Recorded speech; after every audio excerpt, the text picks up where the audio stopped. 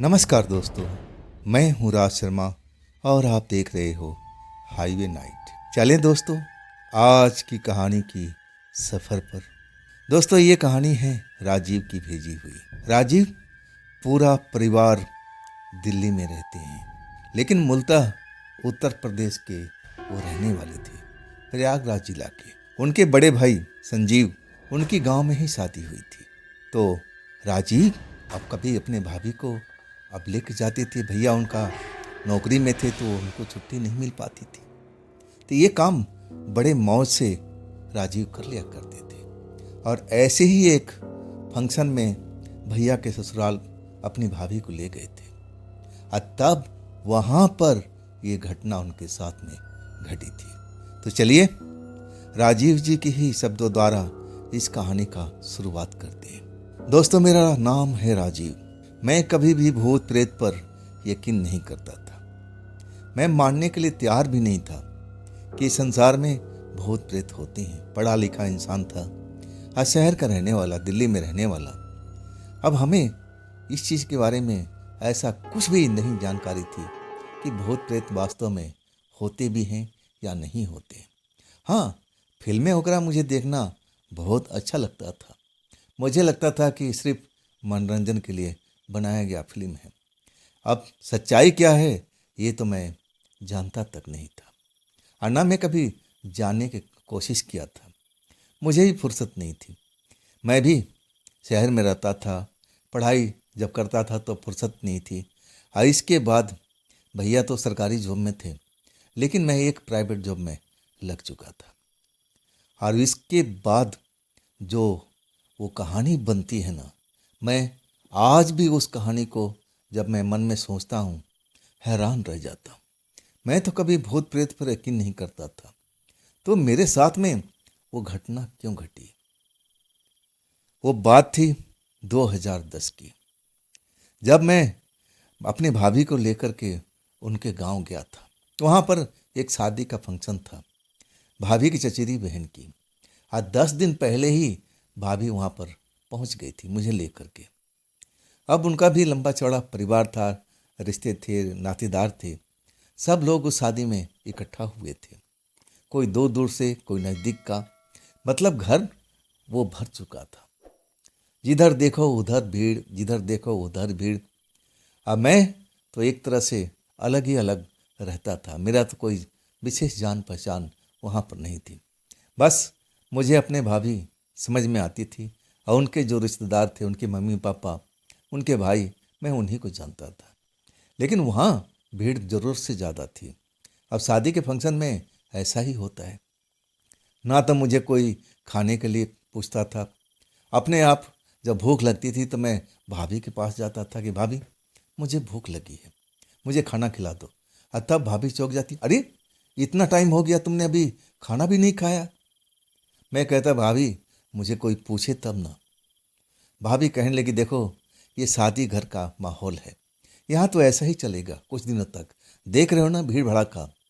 अपना भूख लगे तो इसमें शर्माने की जरूरत नहीं है, जो भी है उनसे मांग कर खा लिया करो। लेकिन मैं थोड़ा इस चीज़ में शर्मीला किस्म का इंसान था। मैं भाभी को छोड़कर और किसको मैं बोलूँ। तब भाभी कहने लगी कि आइंदा से ध्यान रखना, जब भी भूख लगे, नाश्ता करना हो तो मुझे तुम आकर बता दिया करना, शर्माने की जरूरत नहीं है। अब मैं फिर जब भी भूख लगे तो भाभी से जाके बोलता था। और सबसे बड़ी रहने की समस्या थी। हाँ, छत तो जरूर था, छत भी था लंबा चौड़ा। और जब वो अधिकांश पुरुष थे, वो तो बरंडा था, बरंडा में उनके लिए रजाई, गद्दे, तोशक जो गांव में हुआ करता था वो फर्श पर लगा दिया गया था, उसी में लोग सोया करते थे। लेकिन मुझे उस जगह पर इतनी भीड़ भड़ाका में और इतने लोगों के बीच मुझे सोना अच्छा लगता नहीं था। मैं तो अकेला पसंद था, साफ सुथरा इंसान था। बदबू मुझे कई लोगों के वस्त्र से मुझे महसूस होता था, तो मुझे नींद लगती ही नहीं थी। मैं भाभी से कहने लगा कि भाभी छत पर तो कोई देखता हूँ कोई जाता ही नहीं है, ऐसा कुछ बात है क्या? तब कहने लगी, बात क्या है, वहाँ नींद नहीं आ रही? सब तो वहीं सो रहे हैं ना, जितने मर्द हैं सब तो बाहर ही सो रहे हैं, औरतें सिर्फ घर के अंदर में हैं, छत पर क्यों सोने जाओगे? और तब मैं कहने लगा भाभी से अपनी परेशानी कि भाई मुझे भीड़ में नींद नहीं आती है, और कई लोगों के कपड़ों से शरीर से भी पसीने की बदबू आती है, मुझे सहन नहीं हो पाता। और तब कहती है ठीक है फिर चले जाओ छत पर। और सबसे बड़ी समस्या थी ना, वहाँ पर अंधेरा होते ही खाना होना बन जाता था, और कुछ ही देर के बाद में लोग खा पी करके अपना आराम करने लगते थे और दरवाजे भी बंद हो जाते थे। सुबह जल्दी उठते थे और शाम होने के बाद जल्दी भी सो जाते थे। अब मैं तो शहर का रहने वाला था, मुझे तो नींद आता ही नहीं था। मैं तो बड़ा मुसीबत में आकर के फंस चुका था। मैं भाभी को समझाता था तो भाभी कहती थी कि यहाँ पर ऐसा ही चलता है। और मुझे कुछ और बात पता लगी थी। उस गांव में कुछ लड़के जो थे, कभी कभी उनके साथ में बैठ लिया करता था। वो भी मेरे बारे में जानकारी लेना चाहते थे कि मैं शहर में कहाँ रहता हूँ, क्या करता हूँ। अब मैं उनके बारे में पूछ लिया करता था। तो मैं उनसे पूछा था इस बारे में कि भाई यहाँ पर लोग जल्दी शाम होते ही क्यों खाना खा लेते हैं, जल्दी सो जाते हैं, इसके पीछे का रहस्य क्या है। तब वो लड़का बताने लगा कि रहस्य नहीं है, ये गांव के लोगों को शुरू से आदत है। जल्दी उनको उठना पड़ता है, 4 बजे 4:30 बजे सुबह में उठ जाते हैं। अब पशु जो होता है उनको खाना खिलाना होता है, खेत खलिहान में जाना होता है, और शाम को जल्दी जब दिन भर काम करते हैं थक भी जाते हैं तो शाम को जल्दी खाना खा के सो भी जाते हैं ताकि सुबह में जल्दी उनकी नींद खुले। और हाँ, एक दूसरा कारण भी है। मैं पूछने लगा कि दूसरा कारण क्या है। तब वो लड़का बताने लगा कि ये गांव का इलाका है बापू, ये शहर तो है नहीं।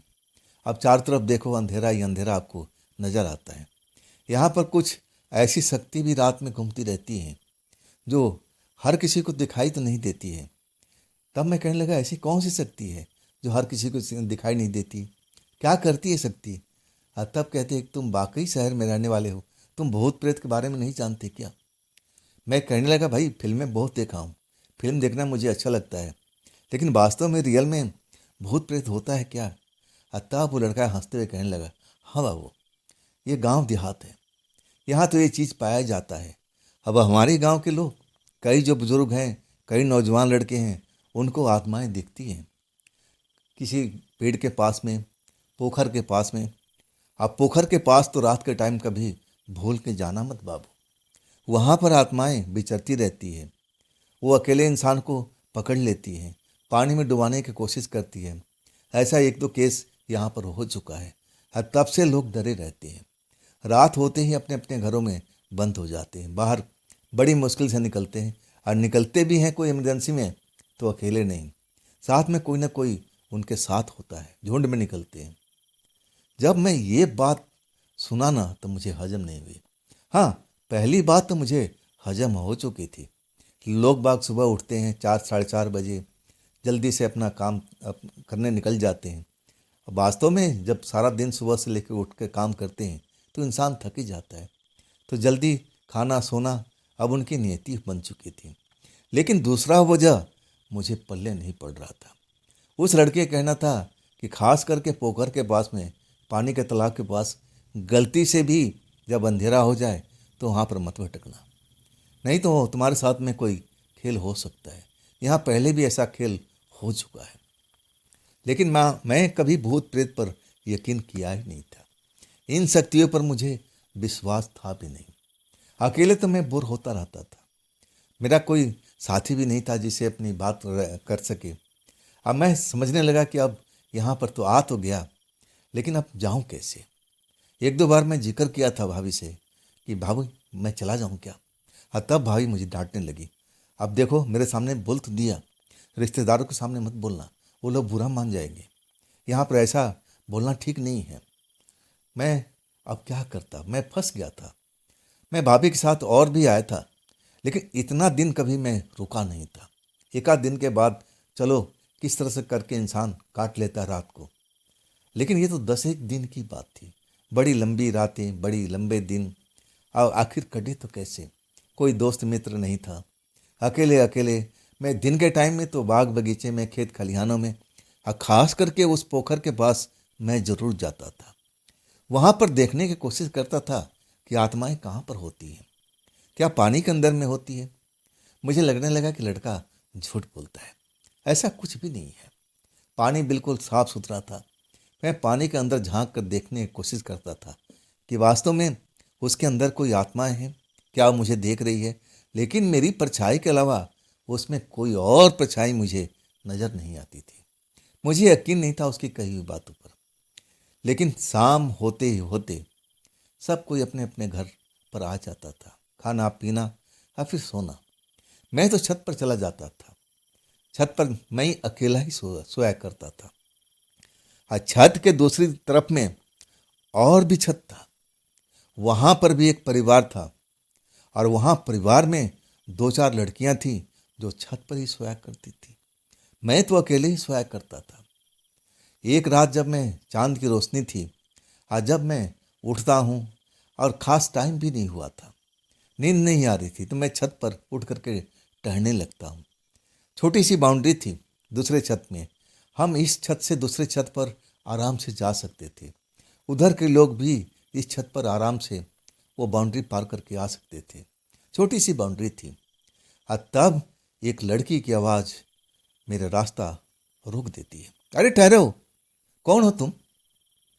मैं ठिठक गया। मैं तो चहलकदमी कर रहा था। चांद की रोशनी थी और वो जो लड़की बोलती है तो मैं रुक गया। मैं अपने बारे में बताता हूँ। तब वो खिलखिला के हंसने लगती है। तुम डर गए? क्या समझे कि चुड़ैल आ गई है?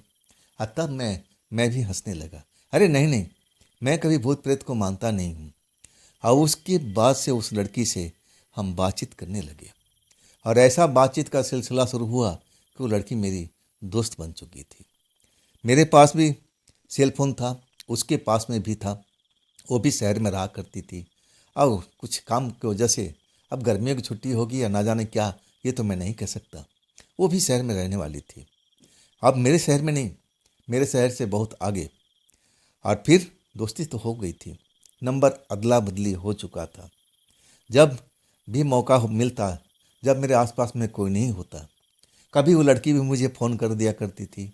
हाय हेलो हम कर लिया करते थे। और इतने दिनों में कब उससे गहरी रिश्ता मेरा हो चुका था, मुझे कुछ भी समझ में नहीं आया था। जब तक हम एक दूसरे को देखते नहीं ना, चैन नहीं पड़ता था। सुबह उठते ही पहला मैसेज मुझे मिलता था, गुड मॉर्निंग, उठ गए क्या? तो मैं भी उसका जवाब अब देना शुरू कर दिया। वो लड़की मुझे अब अच्छी लगने लगी थी। वो भी मुझे पसंद करती थी और मैं भी अब उसको पसंद करने लगा था। लेकिन ये बात को मेरे भाभी भी नहीं जानती थी। ये बात बताने लायक थोड़ी होता है। अब हम रात को छत पर सोते थे और फिर हम एक दूसरे से बात करते थे। और उस छत पर उनकी जो छोटी छोटी बहन थी और भी लोग थे, वो भी सोते थे। हाँ, कभी कभी आमने सामने बात हो जाया करती थी। लेकिन ज़्यादातर बात अब मोबाइल फ़ोन से हुआ करती थी दिन के टाइम में। जब 4-5 दिन बीत गए ना, मेरा भी मन अब उसे अकेले में मिलने के लिए व्याकुल होने लगा। लेकिन ये जो घर था ना, शादी वाला फंक्शन का घर था। यहाँ तो भीड़ भाड़ ऐसे ही हुआ करता था। मैं उस लड़की से कहता था कि चलो तुम बगीचे में आ जाओ, इस जगह पर आ जाओ, पानी के पोखर के पास आ जाओ, दोपहर के टाइम में आ जाओ, जब सब कोई दोपहरी में सोया रहता है तो यहाँ पर कोई नहीं होता। मैं अधिकतर दोपहर के टाइम में बाग बगीचे पानी के पोखर के पास घुमा करता था। मैं उस लड़की को बुलाने की कोशिश करता था। लड़की हाँ तो बोलती थी और जब मैं इंतज़ार करते करता थक जाता और जब वो नहीं आती तो मैं उसको फ़ोन करता। कहती नहीं आ सकती, कोई रीज़न है, अभी मैं अकेली नहीं हूँ, मेरे साथ में कोई ना कोई है, ये मौका अभी सही नहीं है, हम बाद में देखेंगे, हम बाद में मिलेंगे। लेकिन कब मिलेंगे, यही तो मुझे नहीं लग रहा था। मुझे लग रहा था कि शायद इस लड़की से मैं दिल तो लगा लिया, लेकिन हम मिल ही नहीं पाएंगे तो फ़ायदा क्या है। हम अकेले में मिलना चाहते थे, एक दूसरे को समझना चाहते थे। अब फ़ोन पर ज़्यादातर लंबी बातें तो हो नहीं सकती थी। अब शादी ब्याह का घर था और वो भी हमारे घर के पड़ोस में रहने वाली थी। उसके घर में भीड़ भाड़ भी हुआ करता था। वो भी शहर से आई हुई थी, तो उसको भी पूरी तरह से आज़ादी नहीं थी। हाँ, मेरे पास तो आज़ादी थी। मैं तो बगीचे में जाके बैठ जाता था, वहाँ से फ़ोन मिलाया करता था। लेकिन उसके साथ में कोई ना कोई समस्या ज़रूर रहती थी। एक रात को हमने सोचा कि चलो हम तो उसी छत पर सोते हैं, तो मेरे छत पर ही आ जाया करो। वो गुस्सा हो गई। क्या समझ रखे हो? अगर मैं तुम्हारे छत पर गई और तुम्हारे घर वाले ने किसी ने देख लिया या मेरे घर वाले कोई जाग करके देख लिए, अनर्थ हो जाएगा। ये शहर नहीं है बाबू, ये शहर मत समझो, ये गांव है। गांव में इन चीज़ों से बहुत दूर रहा जाता है। प्रेम तो हर कोई करता है, लेकिन छिप करके। ये शहर नहीं है कि हम खुला खुला किसी रेस्टोरेंट में जाके बैठ गए, किसी पार्क में बैठ गए। यहाँ पर अभी भी नहीं ऐसा होता है। मैं अब बहुत समझाने की कोशिश किया कि कोई तो कोई रास्ता होगा, हम कब मिलेंगे। और तब कहने लगी, थोड़ी दिन सब्र रखो, मैं बताऊंगी तुम्हें किस दिन को, मैं ज़रूर तुमसे बात करूंगी। अब वो कब दिन आएगा, मैं तो उसके याद में तड़पता रहता था। इधर जो हमारा दिन था ना, सुबह उठते घर में गाना बजाना ढोल वोल बजते थे, मेरा कान पकने लगता था। और तब मैं अब उस घर से खाना पीना खा पी करके आराम से बगीचे की तरफ में चल जाता था। वहाँ मुझे अकेले में बहुत सुकून मिलता था। और ख़ास करके उस तालाब के पास में, उस तालाब में मछलियाँ भी थी। मैं मछलियों को देखता रहता था और इस तरह मेरा दिन अब समय कट जाता था। लेकिन वहाँ से मैं फ़ोन मिलाया करता था। मैं उसको बोलता था कि अब कब मौका मिलेगा, कब हम मिलेंगे, कहाँ मिलेंगे। और तब कहने लगी कि कल हम इस विषय में बात करेंगे। आखिरकार कल भी आ चुका था। कल दिन में ही मुझे अपने शादी वाले घर में, भाभी वाले घर में दिखाई पड़ी थी। अब वहाँ पर कोई ना कोई उत्सव चलता रहता था, कोई ना कोई ऐसा अब होता रहता था जो मुझे समझ में नहीं आता था। औरतें गाना गाती थी, ढोल वगैरह बजता था, नाचती थी, ऐसा सगुन सगुन चलता रहता था वहाँ पर। तो वहाँ पर तो मौका ही नहीं मिलता था। मैं बस उसको जी भर के देख तो लेता था, बस इतना ही मुझे सब्र होता था कि चलो आज मैंने इसको अब सही ढंग से देखा, मुस्कुराता हुआ चेहरा देखा, और इसी में हमें अब सब्र मिल जाता था। लेकिन कल भी आ चुका था, कल भी आ चुका था। और तब मैं उसे कहता हूँ कि अब बताओ, कल तो आ गया है, अब हम कहाँ मिलेंगे। छत पर तो तुम आ नहीं सकती, छत पर आने से डरती हो, तो आखिर हम कहाँ मिलेंगे, कोई रास्ता तो बताओ। और तब कहने लगी कि तुम डरते तो नहीं हो। मैं कहने लगा, किससे डरते हूँ, किससे डरना है, बता तो दो। तब कहती है, भूत प्रेत से। मैं जोर से हंस पड़ा। है कहने लगा, नहीं नहीं, मैं इन चीज़ों को मानता नहीं हूँ। फिर कहती है, तब ऐसा करेंगे, एक जगह है जहाँ पर कोई हिम्मत नहीं करता है शाम होते ही जाने की, हम उस जगह पर मिल सकते हैं। मैं भी शहर में रहती हूँ, पढ़ी लिखी हूँ, मैं भी भूत प्रेत पर यकीन नहीं करती हूँ। हम दोनों उसी जगह पर मिलेंगे, पानी के पोखर के पास में। मैं तो बड़ा खुश हो चुका था। चलो मैं पूछता हूँ कितने बजे। और तब कहती है, समय इंतज़ार करना पड़ेगा, जब मेरे घर के लोग सो जाएंगे। शायद 7 भी बज जाए, हो सकता है कि 9 भी बज जाए, कभी कभी 10 भी बज जाता है। सो तो जाते हैं, लेकिन आपस में बात करते रहते हैं, और जब तक बात करते हैं मतलब जगे हुए हैं। और तब तो मैं नहीं आ सकती। जब वो सो जाएंगे, खराटा मारने लगेंगे, और तब मैं अपने घर से निकल पड़ूंगी। हम तुम उसी जगह पर मिलेंगे, तुम वहाँ पर मेरा इंतज़ार करना, आज हम अवश्य मिलेंगे। मैं तो बड़ा खुश हो चुका था। अब क्या चाहिए, जो मेरे मन में अब काफ़ी दिनों से मैं संभावना व्यक्त कर रहा था कि कब ऐसा होगा, कब वो ऐसा होगा, अब वो घड़ी आ चुकी थी। मैं खुशी के मारे झूम रहा था, मन ही मन। खुशी में अब किसी को क्यों बताऊं, अपने आप में मस्त था। शाम को खाना पीना खा करके अब मैं छत पर आकर के लेट गया था। आसमान में चांद निकला हुआ था। वो लड़की बगल के छत पर लेटी हुई थी, अपने जो भी परिवार के लोग के साथ में। कई बार वो खड़ा होकर के मुझे अपना शकल दिखाने की कोशिश किया, और कुछ हाथ का इशारा भी हुआ, मतलब वो रेडी थी। मैं भी लेटा लेटा सब उसी तरफ देख रहा था। चांद की रोशनी में उसका मुस्कुराता हुआ चेहरा मैं देख लिया था, उसके इशारे भी समझ गया था। और मैं जान चुका था कि बस इन लोग सो जाएंगे और इसके बाद हमारा रास्ता बिल्कुल साफ है।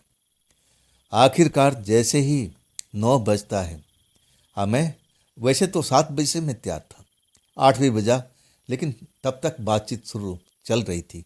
मैं भी उस आवाज़ को सुन रहा था। लोग बाग अभी जगे हुए थे, अभी ये मौका नहीं था। लेकिन जब 9 बज जाता है ना, तब वहाँ पर सन्नाटा पसर जाता है। अब मेरे भाभी वाले घर में भी, वहाँ पर भी सन्नाटा पसरा हुआ था। अब मैं पूरी तरह से तैयार हो चुका था। मन बना लिया कि चलो अब सीढ़ी उतरते हैं, आज सीधा आराम से पोखर के पास चले जाएंगे। अब पोखर तो मेरा दिन के टाइम ना जाने कितनी दोपहर मैंने वहाँ पर बिताई थी।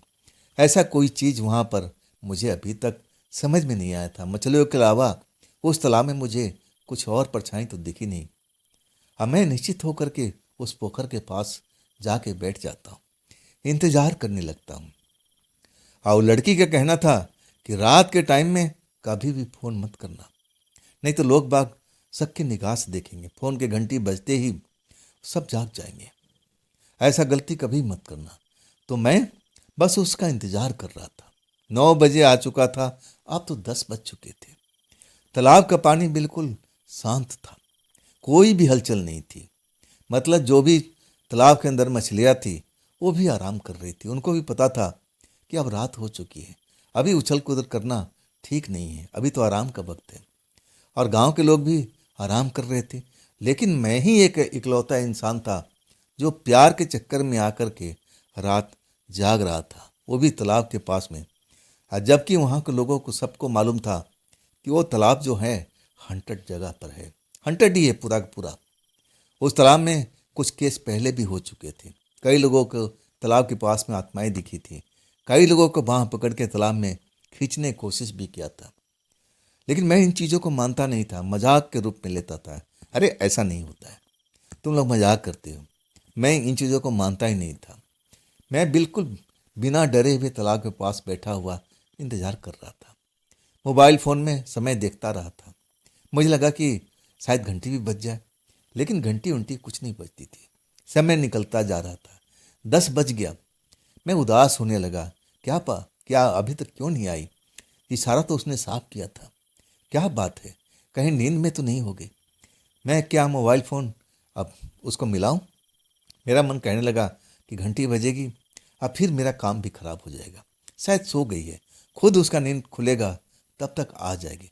तब तक मैं भी क्या करना है, यहीं बैठे रहते हैं, आराम करते हैं। आखिरकार 11 बज चुका था, लेकिन मेरी प्रेमिका का कहीं अता पता नहीं था। मैं बार बार मोबाइल का घड़ी देख रहा हूँ। अब तब मुझे लगने लगा कि कहीं वो नींद में तो नहीं सो गई। शायद ऐसा ही हुआ होगा। अब चलते हैं, शायद अब नहीं आएगी। और उसी वक्त मेरे पीठ पर किसी का होने का एहसास हुआ। जैसे ही पलट के मैं देखता हूँ, और जो देखता हूँ ना, मेरी आंखों पर अब विश्वास नहीं होता है। मेरी प्रेमिका नहीं थी, लेकिन वैसे ही एक और लड़की थी, बिल्कुल मेरे पीठ के पीछे कब से आकर के खड़ी हो गई थी, मुझे एहसास तक नहीं हुआ। जैसे मैं उसको देखता हूँ, मुझे लगा कि कहीं वो उसकी सहेली तो नहीं है, सहेली को भेज दिया होगा कि जाके बोल दो कि मैं नहीं आ सकती। लेकिन अगले पल मैं सोच में लग गया था कि नहीं, ऐसा नहीं हो सकता है, किसी गैर लड़की को ये क्यों भेजेगी। तब मैं कहता हूँ, आप कौन हैं? आप कौन हैं? इस टाइम यहाँ पर आप किस लिए आई हैं? लड़की मुस्कुराने लगी। बड़ी बड़ी उसकी आंखें बहुत ही खूबसूरत दिख रही थी। चेहरा भी अच्छा खासा भगवान ने उसका दिया हुआ था। चेहरे पर सुंदरता भी थी। चांद की रोशनी में उसका चेहरा बड़ा सुंदर दिखाई दे रहा था।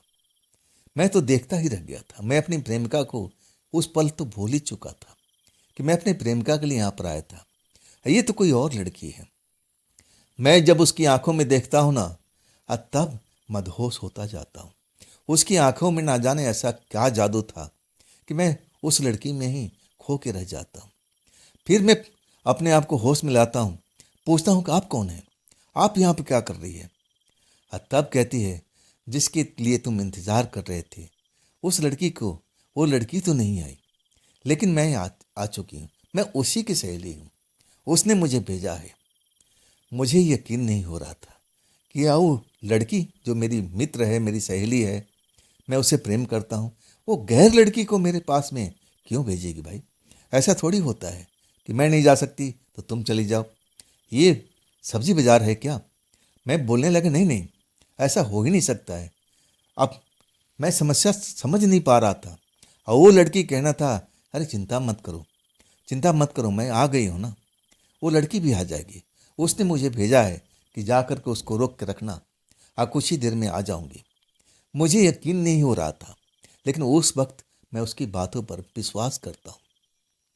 मुझे लगने लगा कि लड़की गांव से आई है इतनी दूरी से, तो कुछ सोच समझ के आई होगी। मैं कहने लगा कि मैं उसको फ़ोन मिलाता हूँ।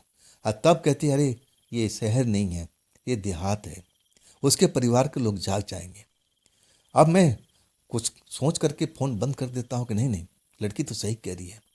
मैं बैठ जाता हूँ, मेरे बगल में वो भी बैठ जाती है। कहती है, कब प्यार हुआ उस लड़की से, कुछ हमें भी बताओ, मैं भी कुछ जानना चाहती हूँ। तब मैं कहता हूँ, मैं आपको कैसे बताऊँ, मैं तो आपको जानता नहीं, पहचानता नहीं, तो मैं अपनी दिल की बात आपसे क्यों कहूँ। कहने लगी, क्या वो लड़की मेरे से भी सुंदर है। मैं कहने लगा कि नहीं, सुंदर तो नहीं है, आपसे जितनी सुंदर तो नहीं है, लेकिन दिल तो मिला हुआ है ना। अब सुंदरता मैं आंखों से देखता हूँ, उसके दिल के गहराई से देखता हूँ, चेहरे मोहरे पर मैं नहीं जाता हूँ। मैं अपने दिल की बात उसको कहने लगा था। प्रेम ऐसे नहीं होता है, दिल के गहराइयों में उतर के होता है। तब वो मुस्कुराने लगी, कहने लगी, मेरी तरफ देखो, क्या मैं तुझे पसंद नहीं हूँ। जैसे ही उसकी आंखों में उसके चेहरा की तरफ देखता हूँ, अब मुझ पर जैसे जादू होने लगता है। ऐसे लगता है कि वही मेरी प्रेमिका सामने बैठी हुई है। वो जो लड़की, गैर लड़की, अब मेरी प्रेमिका में बदल गई थी, और वो भी खूबसूरत, उससे भी ज़्यादा खूबसूरत लगने लगी थी। मैं अब उसको समझ ही नहीं पाया कि मेरे साथ में ये क्या कर रही है। और वो जादू मुझ पर जो किया था, मैं उस जादू में खो गया था। मुझे लगा कि ये तो मेरी प्रेमिका है। मैं अपने बाहों में भरता हूँ, वो भी मुझे अपनी बाहों में पकड़ती है, प्यार होने लगता है। कब क्या होता है अब मुझे कुछ भी याद नहीं, लेकिन जब होश आता है ना, तो अपने आप को ठंडे पानी में पाता हूँ। अब पानी के अंदर में वही लड़की मुझे डुबा रही थी। आज जैसे ही मैं होश में आता हूँ ना, तब जब मैं सांस लेने की कोशिश करता हूँ, तब मुझे और डुबाती चली जाती है।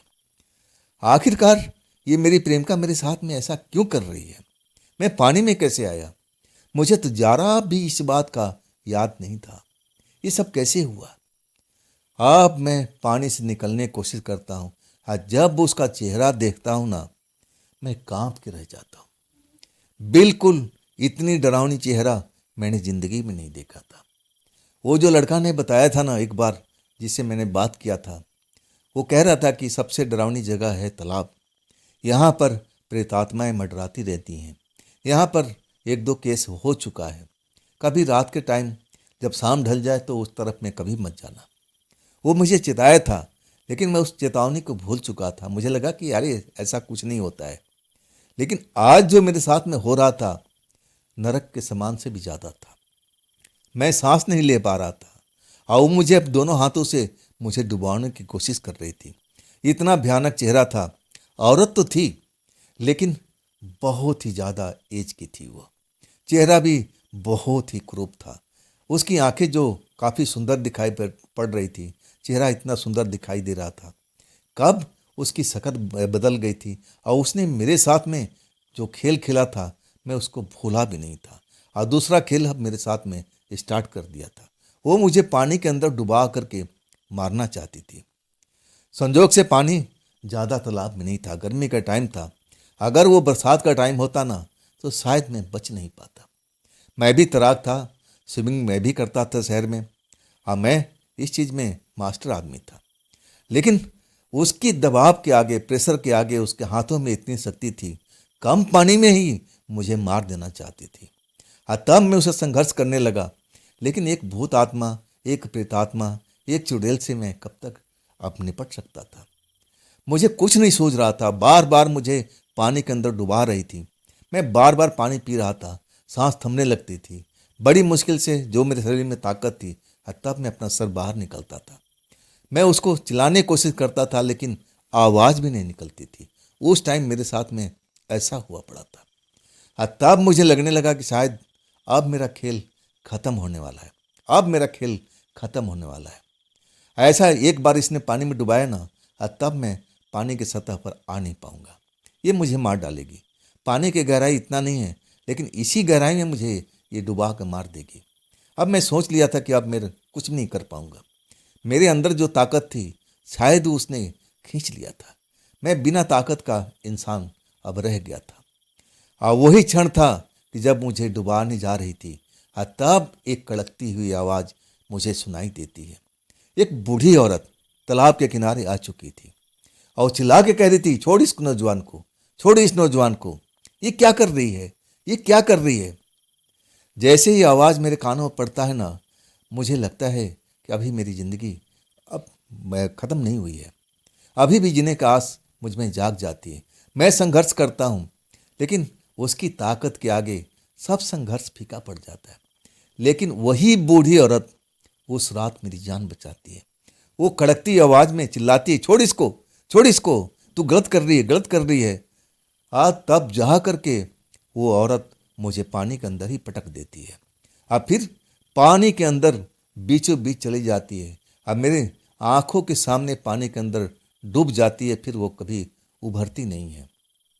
बूढ़ी औरत किनारे पर थी, मुझे आवाज़ लगा रही थी, बाहर निकलो, बाहर निकलो, तुम्हें भी मरने का शौक है, तुम्हें भी मरने का शौक है।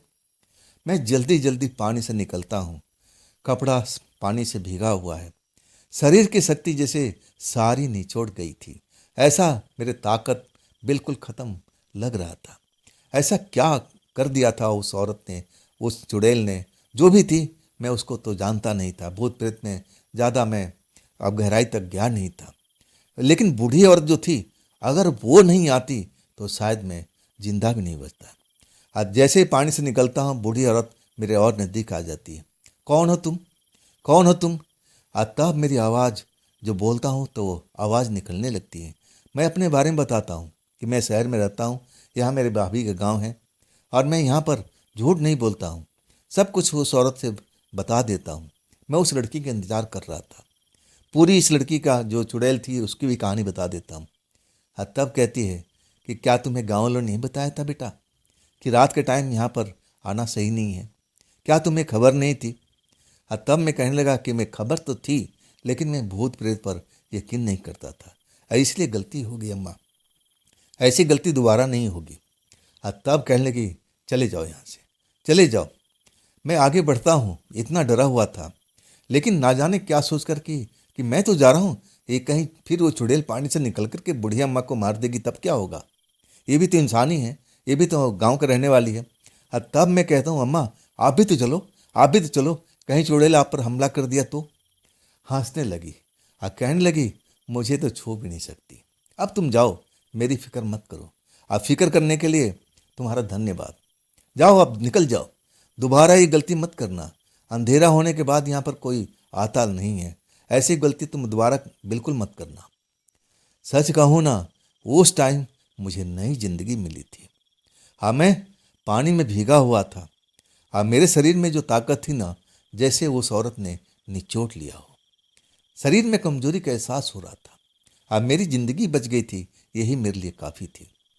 कैसे कैसे मैं उस छत तक चढ़ता हूँ और फिर मुझे होश नहीं रहता।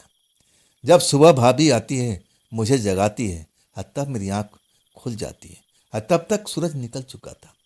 भाभी कहती है कि उठो, तुम जल्दी उठ जाया करती थी, आज तक अभी तक मुझे दिखाई नहीं दी, तो मैं छत पर आई।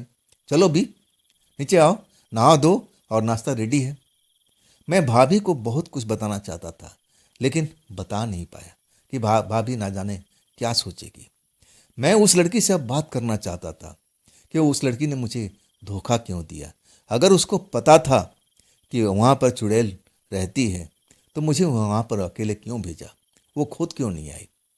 मौका जब मिलता है तब मैं उसको फ़ोन मिलाता हूँ।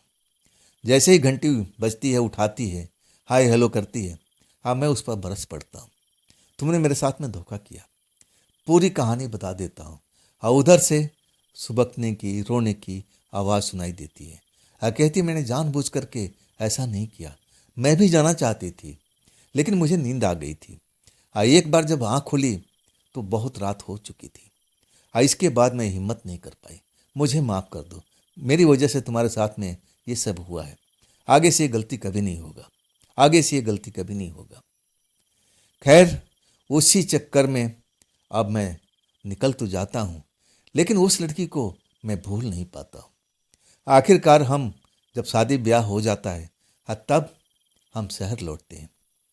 भाभी को घर पहुंचने के बाद पूरी कहानी तो नहीं बताता तालाब वाली, लेकिन उस लड़की के बारे में ज़रूर जिक्र करता हूँ। अब भाभी से कहता हूँ कि भाभी वो लड़की मुझे पसंद है। भाभी कहती है तो तुमने वहाँ क्यों नहीं बताया? वहाँ क्यों नहीं बताया? मैं उसके परिवार से बात कर लेती, तुम्हारा रिश्ता भी पक्का कर देती, मजाकिया मूड में। अब मैं कहने लगा भाभी वो लड़की शहर में रहती है, जहाँ हम रहते हैं यहाँ से 100 किलोमीटर की दूरी अगला शहर है। उसने अपना पूरा ठिकाना बताया है, अगर रिश्ता मांगना ही है तो चलते हैं वहीं पर। भैया भी जब छुट्टी में आते हैं तब हम सारा परिवार उस लड़की के घर पहुंचते हैं। वो लोग भी देख कर मुझे सब कुछ हैरान थे कि ये लोग कैसे यहाँ पर आ गए। लेकिन जब भैया बताते हैं पूरी कहानी कि हम तो आपकी लड़की को रिश्ता लेने के लिए आए हैं, आपको बताइए मंजूर है कि नहीं है।